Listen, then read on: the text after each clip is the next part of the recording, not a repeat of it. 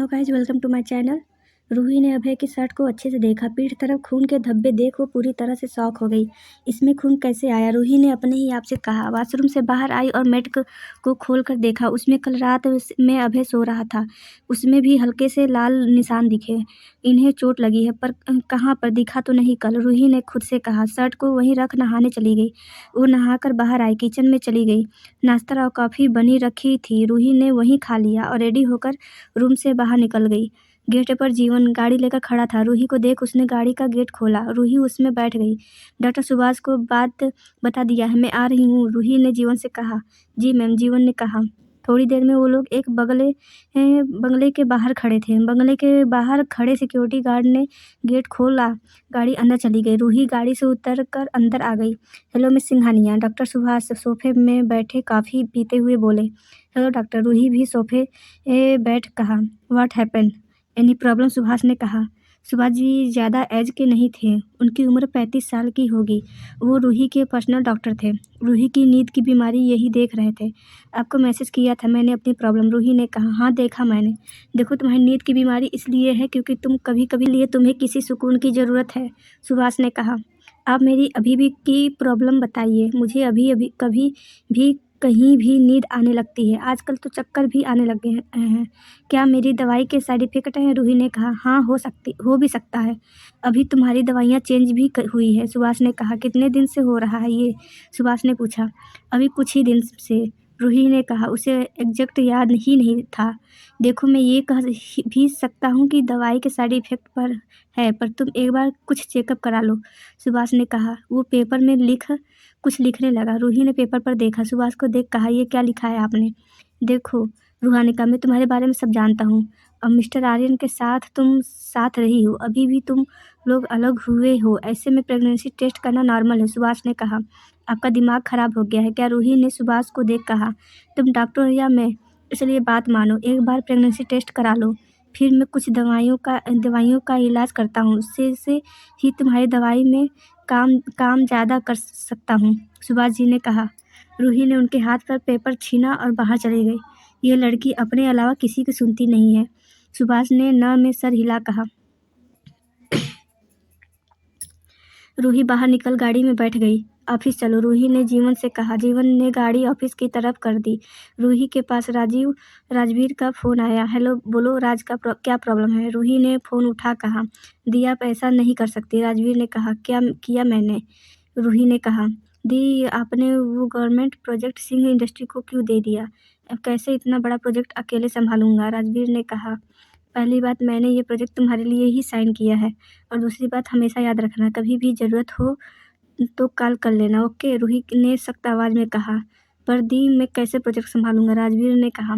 तुम संभाल सकते हो, इतने बड़े हो गए हो अब, तुम की अच्छे से कंपनी भी संभाल सकते हो। अब तुम्हें मेरी ज़रूरत नहीं पड़नी चाहिए, रूही ने कहा। पर दी, राजवीर ने कहा। कोई दी नहीं, तुम कर सकते हो, और बाकी मैं हूँ मीटिंग में और सारी जगह में रहूँगी, पर याद रखना सब कुछ बेस्ट होना चाहिए, रूही ने कहा। ओके दी, मैं करूँगा जी, राजवीर ने कहा। हम ऑल द बेस्ट, रूही ने कहा। फ़ोन रख दिया। राजवीर ने फ़ोन को रखकर पलटा। क्या बोला दी ने? असीमा ने कहा। दी का कहना है प्रोजेक्ट सिंह इंडस्ट्री संभाले, राजवीर ने कहा।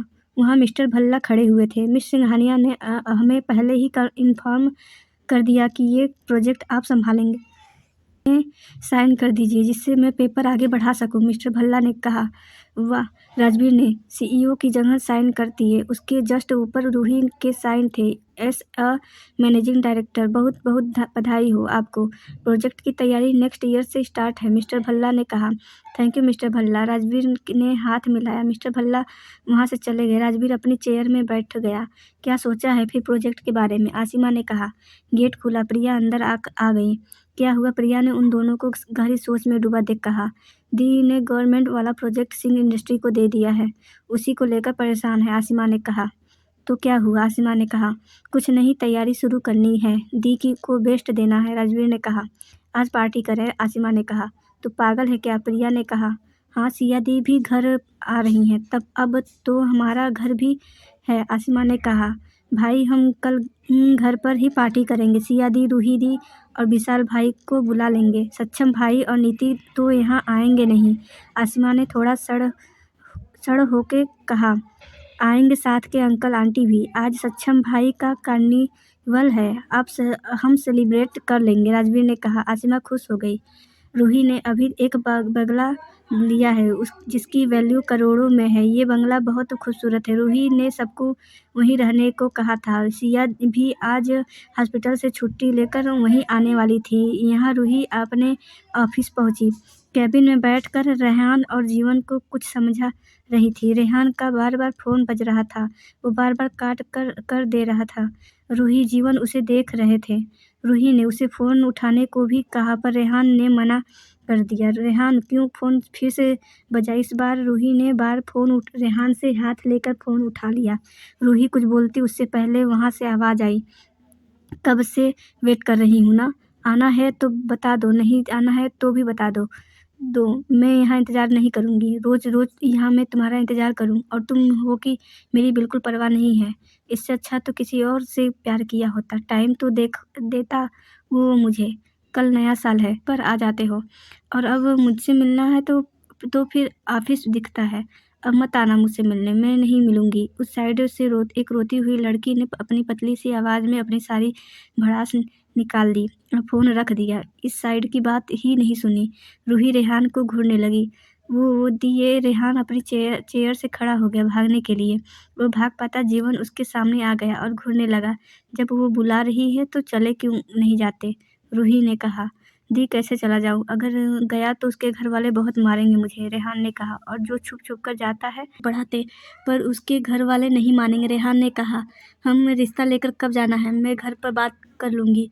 बस तुम तैयार रहना और आंटी अंकल को भी रेडी रहने बोल देना, रूही ने कहा। रेहान खुश हो गया। जाओ अब उससे मिल आओ, वो तुम्हारा इंतज़ार कर रही होगी, रूही ने कहा। पर यहाँ आज की सिक्योरिटी, रेहान ने कहा, वो मैं देख तुम्हें भी कहीं जाना है, रूही ने जीवन से कहा।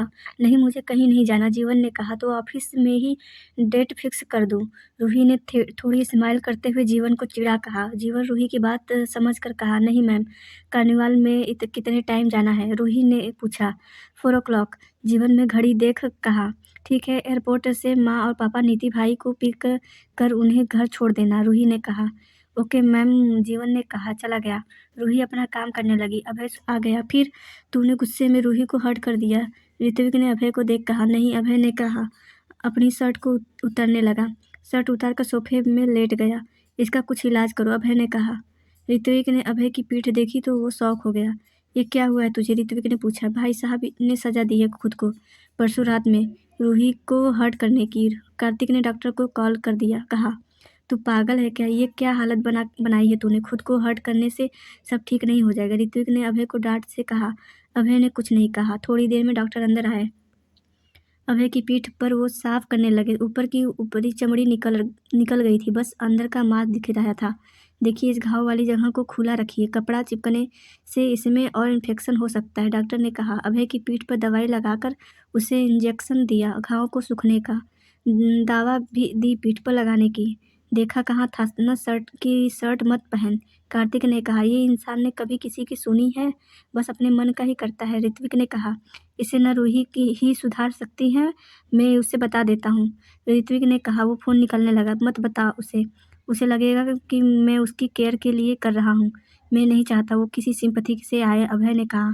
तुम लोग जाओ, मैं थोड़ी देर सोना चाहता हूँ, अभय ने कहा। रात कार्तिक और ऋत्विक दोनों उसके कैबिन से बाहर आ गए। हॉस्पिटल जा रहा हूँ, सिया को आज छुट्टी मिल रही है, ऋत्विक ने कहा। तू बड़ा उससे क्लोज हो रहा है, कार्तिक ने उसको हल्का धक्का मार कहा। देख ऐसा कुछ भी नहीं है, और रही बात हॉस्पिटल जाने की, उस लड़की ने मेरी बहन का बहुत साथ दिया है, ऋत्विक ने कहा। तू भी अभी भी उसे पसंद नहीं करता, कार्तिक ने कहा।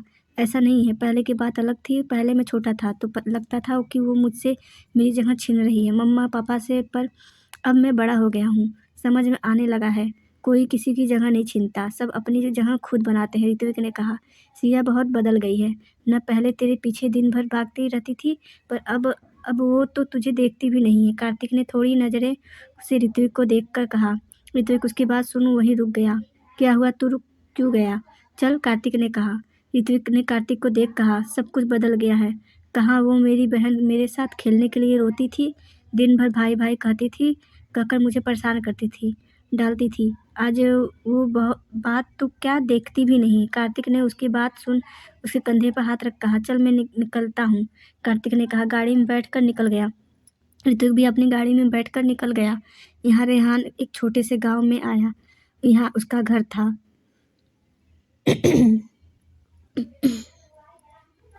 पहले वो लोग यहीं रहते थे। जब से उसकी जॉब एसके डायमंड में लगी तब से वो अपने मम्मी पापा को लेकर शहर आ गया था, पर उसका दिल यहीं रह गया। आयुषी दिखने में बिल्कुल मासूम सी लड़की, बड़ी बड़ी पलकें, छोटी सी आंखों में उसमें वो बहुत प्यारा लगती थी। हाइट ज़्यादा बड़ी नहीं थी, 5 फुट की थी। रेहान ने अपनी गाड़ी अपने पुराने घर पर रोकी। वो घर ऐसे ही था, खपड़े वाला। रेहान गाड़ी से बाहर निकला। जितने भी लोग थे सब उसे देखने लगे। गांव के बच्चे रेहान की इतनी बड़ी गाड़ी को देखकर गाड़ी के पीछे और आगे से चिपक रहे थे। रेहान ने उनको देख हंस दिया।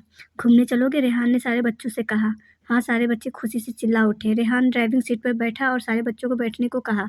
सबके गांव का एक चक्कर लगवा दिया। सारे बच्चे खुशी से चिल्ला रहे थे।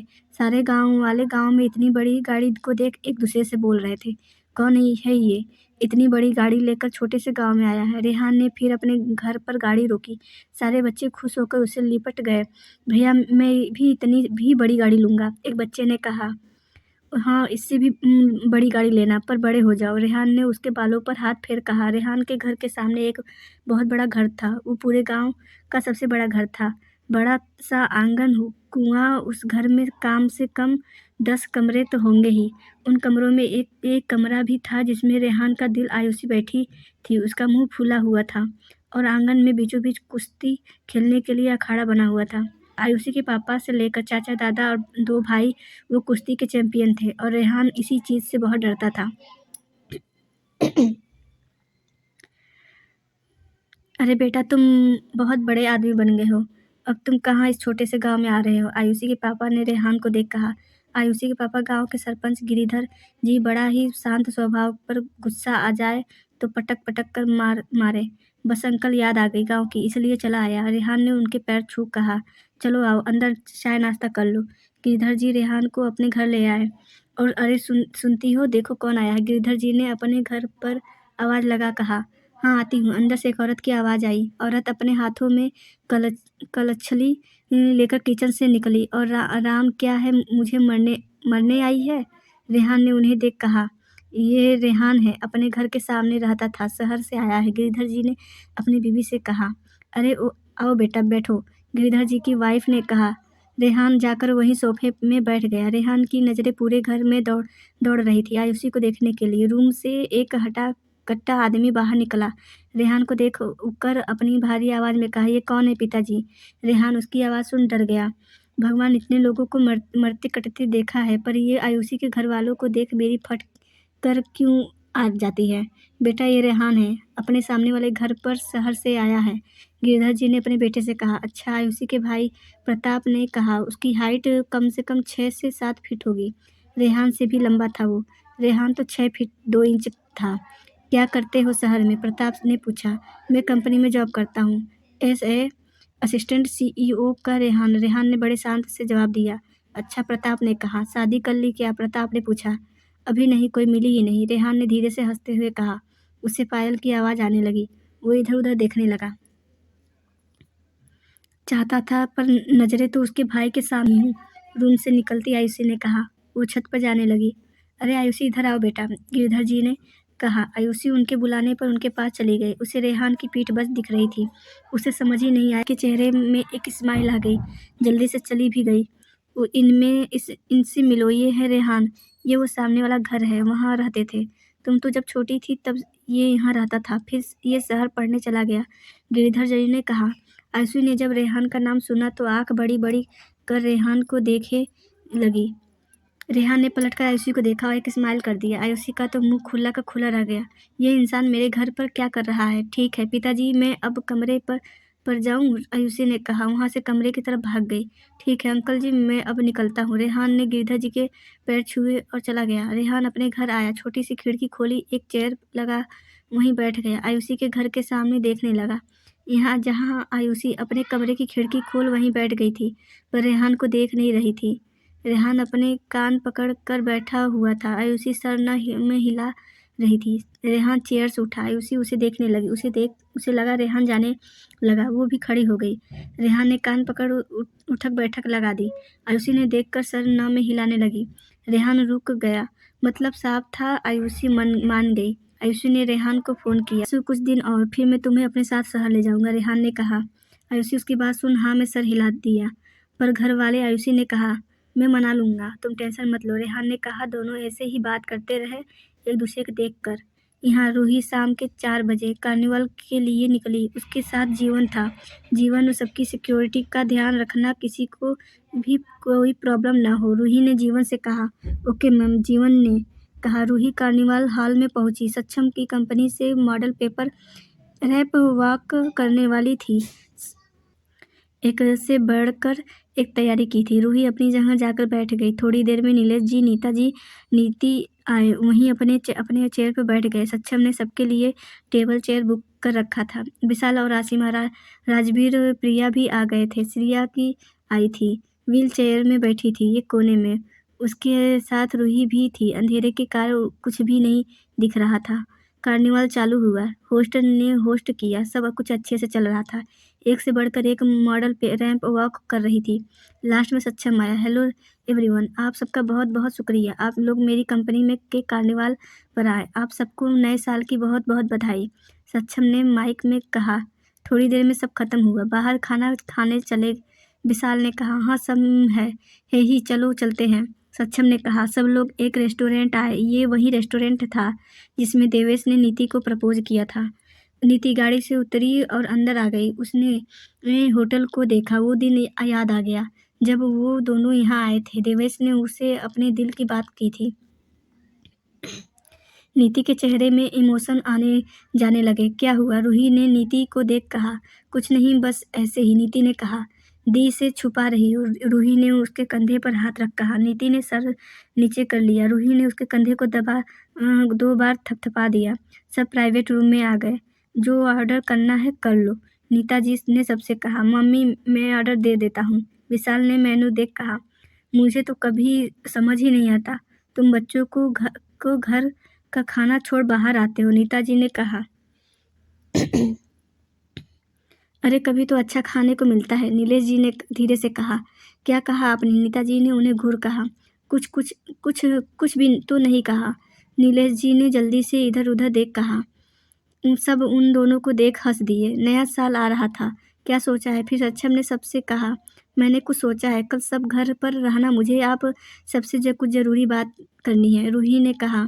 ठीक है, कल साल का लास्ट दिन है, सब साथ रहेंगे, नीलेश जी ने कहा। हाँ पापा, कल सब साथ रहेंगे, रूही ने कहा। उसकी बात किसी को समझ नहीं आई। रेहान कहा है, दिख नहीं रहा, नीताजी ने जीवन और रूही को देख कहा। खाया। होटल से बाहर सब गाड़ी में बैठने लगे। बेटा तुम हमारे साथ नहीं आ रही हो, नीलेश जी ने कहा। नहीं पापा, आप लोग जाओ, मैं कल आती हूँ, रूही ने कहा। और गाड़ी गेट खोल कर नीलेश जी नीताजी को बैठा दिया। पूछा, लो वो घर कब तक आ रहा है? रूही ने गाड़ी में बैठ कहा। जीवन ड्राइविंग सीट में बैठ गया और रेहान को फ़ोन कर स्पीकर में कर दिया। हेलो, उधर से रेहान की आवाज़ आई। आयुषी ने पकड़ लिया। और क्या तुम्हें? रूही ने कहा। नहीं दी, वो बस रास्ते में हूँ, रेहान ने कहा। ओके, आराम से आना, रूही ने कहा। फ़ोन रख दिया। मैम, कल का क्या करना है? जीवन ने रूही के ने कहा। जो जो बोला है पहले वो कर लेना, बाकी मैं देख लूँगी, रूही ने कहा। अपना फ़ोन देखने लगी। जीवन ने ज़्यादा कुछ नहीं बोला। वो भी शांत हो गया। रूही आर्यन विला पहुंची। जीवन को इंस्ट्रक्शन देकर वो अंदर चली गई। रूही ने एक नज़र आर्यन विला को देखा, फिर गार्डन से होती हुई सर्वेंट क्वार्टर की तरफ जाने लगी। उसे गार्डन में ज्योति जी वहीं एक चेयर में बैठी थी। रूही उन्हें इग्नोर कर जाने लगी। वो आगे बढ़ी ही थी कि उसे ज्योति जी ने के रोने की आवाज़ आई। रूही ने पलट कर देखा, जहाँ सिर्फ ज्योति जी की पीठ दिख रही थी। रूही उनके पास जाने लगी, फिर कुछ सोचकर पलट कर गई और रूम में चली गई। ज्योति जी के हाथों में एक तस्वीर थी जिसमें वो 6 लोग थे। नीलेश जी, दीपक जी, परितोष जी, नीता, वो और रिधिमा। मुझे माफ़ कर दो, मैं सच में नहीं जानती थी ये सब हो जाएगा। अपने बच्चे के खातिर मैंने ये सब किया। कौन माँ नहीं करती ये? हर माँ चाहती है उसका बच्चा खुश रहे, पर मैंने कभी भी किसी का बुरा नहीं चाहा। मैं क्यों किसी के बारे में ऐसा सोचूंगी? मैं जानती हूँ अनाथ होना कितना मुश्किल होता है। मैं भी तो एक अनाथ ही हूँ। ज्योति जी रोते हुए फोटो को देख रही कर कह रही थी, हर माँ अपने बच्चों के लिए, अपनी खुशी के लिए सब करती है। दिव्या अभय की खुशी छीनते देख मैं रूही को कैसे मुंह लेकर जाऊं उसके पास। माँ माँ कहती थी वो मुझे, मैं अपने बच्ची का दुख नहीं जान पाई। मेरे ही संस्कार अभय ने उसके साथ ऐसा किया। कितना दुख सहा उस बच्ची ने, कभी किसी ने से नहीं कहा, सबकी वो बस सुनती रही। ज्योति जी बाहर बहुत देर देर तक रोती रही। रूही रूम में आई। अभय टेबल पर बैठकर लैपटॉप पर काम कर रहा था। रूही को आता देख वो खड़ा हो गया। किचन से एक गिलास पानी लाकर उसे देते हुए कहा, टाइम हो गया ज़्यादा। रूही ने अभय को देखा, पानी का गिलास पकड़ा ही नहीं और कहा, इससे आपको मतलब ही नहीं होना चाहिए। नहीं, बस पूछा। अभय ने गिलास को टेबल पर रख दिया। खाना लगा दूं? अभय ने कहा। नहीं, मैं खाकर आई हूँ। रूही अभय को बिन देखे कहा और अलमारी से कपड़े निकाल कर वॉशरूम में चली गई। अभय रूही को देख रहा था। उसे अपने दिन याद आ गए जब रूही उसका खाने में इंतजार करती थी और खाना खाकर आ जाता था। अभय ने अपने लिए खाना गर्म किया और वो भी खाना नहीं खाया था। उसने रोटी और मटर पनीर की सब्जी बनाई थी। प्लेट में खाना लेकर वो टेबल पर ही बैठ गया। रूही का वेट करने लगा। रूही फ्रेश होकर बाहर आई। बैठो ना, अभय ने रूही को देख कहा। वाय? रूही ने अपने आईब्रो चढ़ा कहा। अभय खाने की प्लेट दिखा दिया, उसे कुछ नहीं कहा। रूही ने खाने की प्लेट देख, सब्जी को देख समझ गई ये खाना अभय ने ही बनाया है। रूही अपना लैपटॉप बैग लेकर बेड पर बैठ गई। अभय रूही को देख खाना खा रहा था। रूही उसके ऐसे देखने से बहुत ज़्यादा परेशान हो गई। उसने लैपटॉप साइड में रखा, कंबल पूरा सर से ओढ़कर लेट गई। रूही ने कंबल से सर निकालकर किचन की तरफ देखा, जहाँ अभय अप्रेन पहनकर बर्तन साफ कर रहा था। इस आदमी को सब आता है, यह आदमी सब चीज़ों में निपुण है। रूही मन ही मन अभय को देख सोचने लगी। अभय को रूही के घूरने का एहसास हो गया था। उसने अपना ध्यान बर्तन में ही लगे रहने दिया। रूही उसे देख रही थी। उसे आज डॉक्टर सुभाष की बात याद आ गई। रूही ने अपना सर दूसरी तरफ कर लिया और सोचने लगी, क्या मैं उसे प्रेगनेंसी टेस्ट करने चाहिए? अभय ने रूही की तरफ देखा, जो कुछ सोच रही थी। ज़्यादा मत सोचो, दिमाग पर असर पड़ता है, अभय ने कहा। रूही सर किचन की तरफ कर देखने लगी, जहाँ अभय अपना अप्रेन उतार रहा था। इनको कैसे पता कि कुछ सोच रही हूँ? रूही ने मन ही मन कहा। रूही वहीं बेड पर बैठ गई। तुम शायद भूल रही हो, मुझे सब पता होता है। अभय रूही करीब आते हुए बोला। रूही ने उसे अपने पास आता देखा तो कहा, सब पता होता है तो क्यों नहीं मेरे बारे में पता किया? तुमने भी तो सब छुपा रखा था। सब छुपा कर तुमने भी तो कहा जानने दिया। अभय रूही की आंखों में देख कहा, कभी कभी सच छुपाने से असलियत सामने आ जाती है, रूही ने कहा। और कभी कभी सच छुपाने से रिश्ते में दरार आ जाती है, अभय ने कहा। रिश्ते की कभी दरार भरी ही नहीं थी जो दरार आ जाएगी। रिश्ता कभी था ही नहीं जो जुड़ जाएगा, रूही ने कहा। वो तो ऊपर वाला जाने, पर तुम खुद आ गई मेरे पास उस दिन आज रात में। आज भी वो थप्पड़ याद है। अभय बेड पर बैठकर रूही की आंखों में देख कहा। रूही उसकी आंख में अपने लिए प्यार को देख रही थी, जो शायद ही वो देखना चाहती थी। मुझे आज भी याद है जब तुम मुझे पहली बार बारिश में भीगते हुए दिखी थी। कभी सोचा नहीं था तुम ऐसे मिलेगी, अभय ने कहा। मिल भी ली तो क्या कर लिया तुमने? खुद दुख के सिवा कुछ दिया आपने मुझे, रूही ने कहा। यही तो गलती हो गई मुझसे, अभय ने कहा। इससे फर्क नहीं पड़ता, अब कौन क्या सोचता है, रास्ते अलग हैं हमारे अब, रूही ने अभय को देख कहा। रास्ते अगर अलग होने होते तो तुम आज यहाँ नहीं बैठी होती मेरे सामने, अभय ने रूही के हाथों को पकड़ कहा। रास्ते तो कभी जुड़े ही थे। हाँ, बस कहने को एक रिश्ता जुड़ा था, वो कुछ ही दिन का। रूही ने अपना हाथ अभय के हाथ से छुड़ा कहा, एक मौका नहीं दे सकती तुम? मैं सब ठीक कर दूंगा। मैं और कुछ भी नहीं चाहता, एक बार बस आखिरी मौका दे दो, अभय ने रूही से कहा। अभी तक मौके देते ही आई हूँ, रूही ने कहा। अभय चुप रहा। उसकी रूही ने अभय को देख कहा, खुद को कितना समझाया, एक दिन ऐसा आएगा जब आप मुझे अपनाओगे, पर वो दिन कभी नहीं आएगा। यही सोचकर मैं आपके साथ रही, आपके सारे जुल्मों को मैंने बस सह लिया, रूही ने कहा। कहा था ना, जब आपको पता चल जाएगा कि मैंने कुछ नहीं किया, आप मुझे आज़ाद कर दोगे। फिर क्यों मेरे पीछे पड़े हो? क्यों मुझे अपने हाल पर नहीं छोड़ देते? रूही ने अभय से कहा। अभय उसकी बात सुन रूही से कहा, कैसे छोड़ दूँ लोगी मेरे बिना? मेरा कभी सोचा है मैं कैसे रहूँगा तुम्हारे बिना? आपने भी तो नहीं सोचा था मुझ में इल्ज़ाम लगाते हुए कि एक बार भी मैं आपके अलावा किसी और के बारे में कैसे सोच सकती हूँ? रूही ने अभय की आंखों में जवाब ढूंढते हुए कहा। अभय रूही की बात सुन चुप ही रहा। उसके पास इस चीज़ का जवाब नहीं था। वो अपने किए पर शर्मिंदा था। जब इतने दिन तक आपका हर टॉर्चर बर्दाश्त किया, हर इल्ज़ाम को सह लेकर हर बात मानी, जो कहा वो किया। अगर मुझे जाना होता किसी के पास तो आपके टॉर्चर क्यों सहती? चली जाती ना किसी और के पास। रूही ने कहा, एक बार भी आपने ये नहीं सोचा? आपने क्यों मुझ पे भरोसा नहीं किया?